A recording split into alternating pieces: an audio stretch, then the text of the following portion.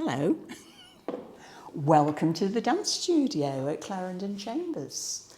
So this is the entrance to the original dance and theatre studio. It was built in 1905 as part of the development of this part of the building. And as you can see, it's very grand, beautiful stained glass window. We've got the concert hall up there. So you could be going into the Royal Concert Hall. And this was built specifically for the blind community. So they would come here and be entertained and in the theatre here, or they might put on shows themselves. They also use this space for their exercises and for dancing, and we'll see some of that when we go inside. So if you want to follow me. This is the original studio, and they've been able to refurbish the floor, so it's perfect for dancing. You can dance in your ballet shoes or barefoot. But we can still see remnants of the original building. We've got the stage. It looks a bit battered now, but that would have been used for the performance. Sometimes the Blind Institute would invite groups like the Nottingham Shakespeare Society, and they would come here, sit on the stage, and they would do read-throughs of plays so that people could hear the words of Shakespeare, because they're going to do those read-throughs somewhere, so why not do it here and have the blind community be entertained? We've still got the old piano there that would have been used for ballet classes and tap dancing classes here. This was long before we had computers with music, or indeed cassettes. And the piano is still there today. And we've got the practice bar, which you will always see in any formal dance studio. And this was really a place for formal dance, for ballet and for tap particularly, following the Royal Academy of Dance curriculum. And Miss Morris was known very much for following that strictly to get her students, predominantly girls, but she did have some boys. She wanted to get them through the exams, and a number of them actually went on to perform nationally at the Royal Ballet. But it all comes back to that practice bar there. So imagine how many people have used that bar, and we now see them on the stage in London. We see them in the films internationally. It's got quite a story to tell, and we're going to unravel those stories, hopefully.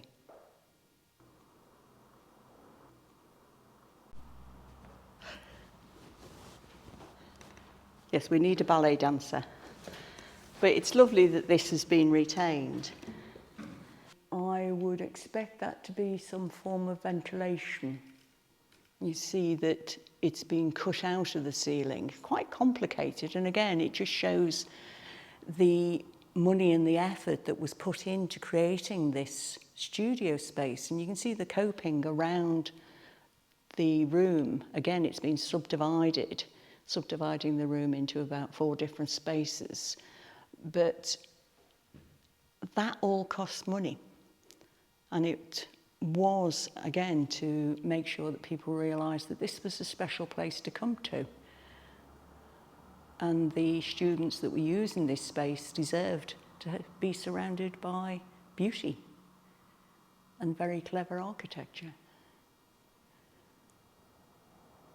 And although there's some settees here that you think, oh, they're out of place, what we know is Miss Morrison was always happy for people to bring children with them that weren't dancing. So one woman said that she'd brought her toddler so her older girl could have lessons, and it was perfectly acceptable for parents to sit around the room and watch the students under Miss Morrison, and that's quite unusual. Most strict ballet places would want the parents to be out of the room, but Miss Morrison was very inclusive and wanted to make sure it was as easy as possible for people to bring their children to come along to classes.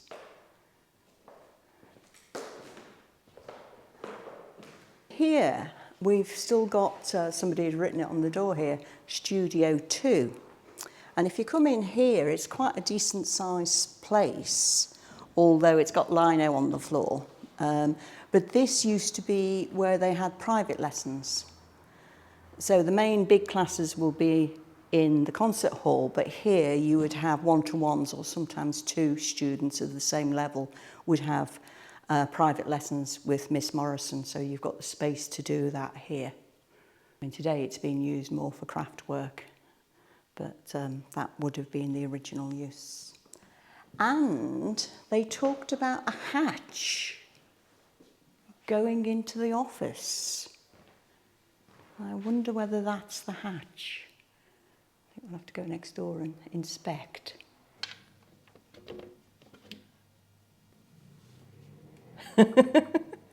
I don't quite understand why there was a hatch between the office and Studio 2, but people have talked about it in interviews. I wonder whether it predates the studio and was more linked to the Institute for the Blind. So it could have been for paying out. A lot of people would come here to get some benefits, some financial benefits, and if they were having a hard time. So this would be perfect, or even paying someone. Certainly when I was doing wages back in the 70s, we had a little window like this, and we would have the pay slips and the money in the envelopes, as you would do, and we would pass them out to the workers. So I'm thinking, I could be wrong, but this feels something like that, really. I'm going to close the door again. It's lovely.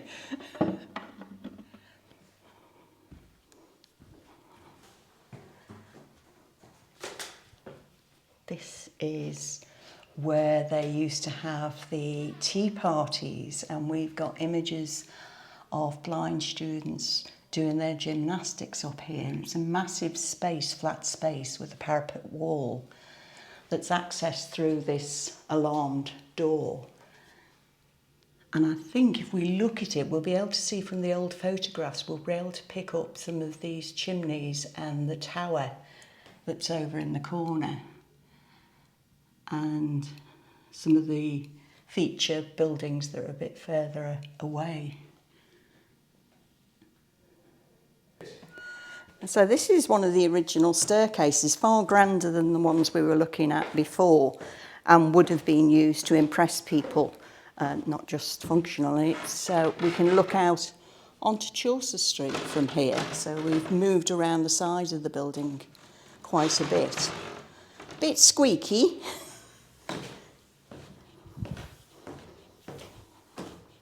But this will link to the grand entrance that could have been used as visitors came, and possibly the dancers.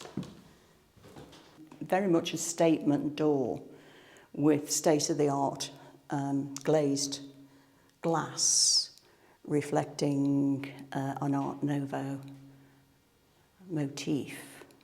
And this looks far more like the flowers and things I would expect to see than the ones that we saw in the studio. Possibly this predates, well, almost certainly this will predate the studio, because this was an extension probably towards the end of the 19th century around this part. This space here, all around the bottom, was part of the workshops for the blind. They made brushes and similar things like that, and weaved baskets, which they would sell. They had a shop on Longrow and they'd sell stuff there. But there's lots of pictures of them going around country fairs and places like that and selling their wares. The girls would be allowed to go and do the selling there. But in later years, we do start seeing women actually in the workshop doing the brush making as well. But you can see this is a very functional area compared to what we've got upstairs with the nice wooden panelling and the dado strips, and probably if we went further we'd see a lot of this.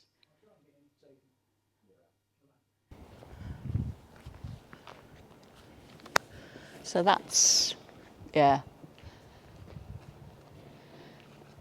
that's where we are, and we can see the stained glass window either side, and a very ugly abutment there.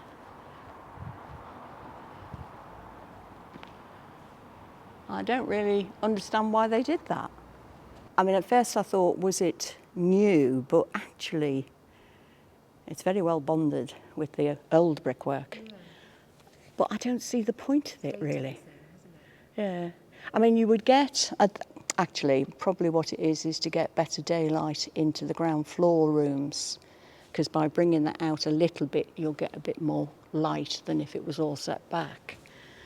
But I think it harms the beauty of the building, really. That's a bit sad. So this part would have been built on probably after about 20 years. And you'd have this arch and you'd come in here, and all this newer building at the back was built for these workshops, where the mainly men, but some women would be making their brushes and things like that. And one of the people that I spoke to said that when it was being run as the Institute for the Blind, you would actually get into the offices this way. She said she came through the arch and round the back of the building and then entered into the office space. But I'm not quite certain where that is.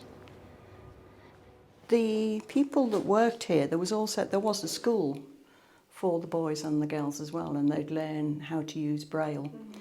There was something that I'd not come across, which I think it's called lunar writing, which is raised writing. So you would learn these skills and how to type and anything that would make you able to get work. That was a big move within the blind community and the deaf community, is to get people into an employment in one shape or other, depending upon what they could do. So the schools here, they would take students from all over the Midlands, because it was the Midlands Institute for the Blind for quite a while. It's only been Nottingham School for the Blind since 1980s, I think. But they drew students from all over, and I'd say that there was a boys' hostel where they would live, and the girls were sent to board in individual houses.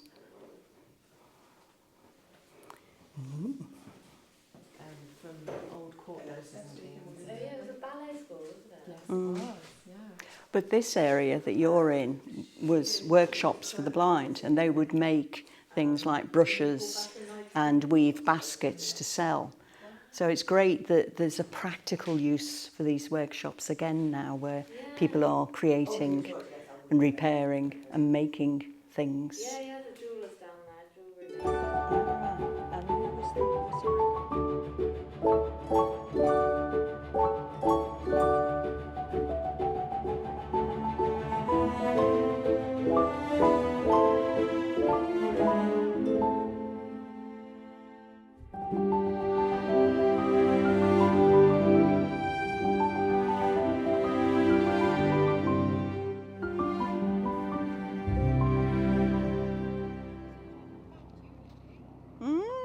This is wonderful. So there were pictures of the lads doing the gymnastics looking like this. And then there was tables set out.